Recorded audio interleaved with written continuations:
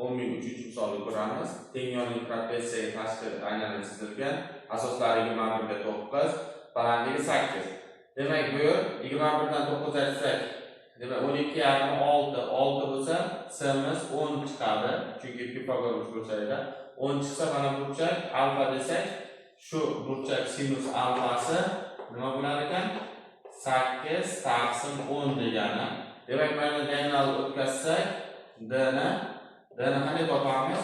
D bu yerda 6 bo'lsa, bu yog'i 15. 8 bilan 15 bu 17 bo'ladi. Ya'ni 8 ning kvadrati plus 15 ning kvadrati bu 17 chiqadi. Demak, 17 chiqsa, mana shu uchburchakda sinuslar qo'llasak, 2 emas teng bo'lar ekan d taqsim sinus alfaga. Demak, shu yerdan r ni topsak, r emas d taqsim 2 sinus alfaga bo'ladi. Demak, r teng d emas 17 2 sinus alfamiz bu 8 taqsim 10. Demak, 8 10 tepaga chiqib ketsa, bu 5 kara 17 bo'lingan 8 bo'lyapti. Demak, 5 kara 17 bo'lingan 8. Xo'p.